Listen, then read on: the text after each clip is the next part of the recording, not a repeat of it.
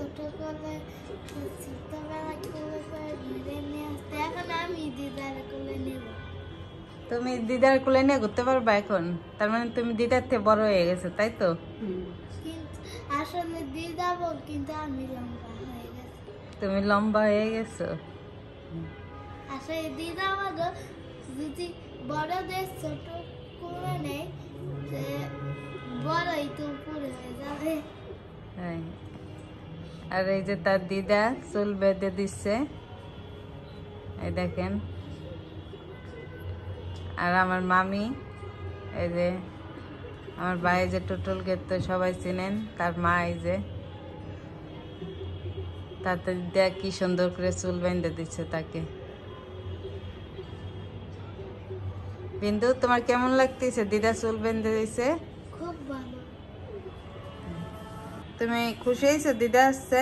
হ্যাঁ, কয়দিন থাকবে দিদা? দিদার কাছে শোনো, দিদা কয়দিন থাকবে? দিদা কয়দিন থাকবে? কয়দিন থাকুন দাদা? কালকে? কালকের দিন তো আসছি। দিদা অনেকদিন থাকবে। দিদা এই প্রথম আসলো, আসে না, অনেক তাই দিন, না? 4-5 দিন। দিদার আমরা যাইতেই দিব না। না, গঙ্গানগর দিদা আমার রামমামা। রামমামা আর্জেন্টিনা। আর্জেন্টিনা। এই বুঝুন না? আর তুমি কি? আমি ব্রাজিল। তাই? আর্জেন্টিনা খেলা। তারপর দিদা চুল বেঁধে দিল, কেমন লাগলো বিন্দু? ভালো। দিদা ব্রাজিল না আর্জেন্টিনা? দিদার কাছে শোনো। দিদা, আপনি আর্জেন্টিনা না ব্রাজিল? আমি আর্জেন্টিনা দিয়ে কি করুম, আর ব্রাজিল দিয়ে কি করুম? হ্যাঁ, ব্রাজিল। ব্রাজিল। আমার মেয়ের কাছ থেকে কথা শিখো, বুঝছো? আমার মেয়ের দ্বারা আমি সব কিছু।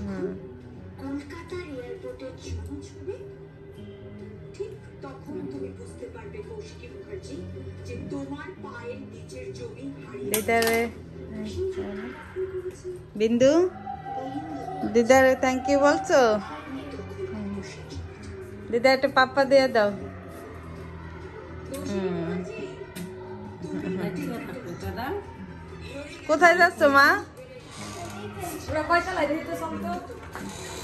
যাও দাদারে ডাইকে নিয়ে এসো।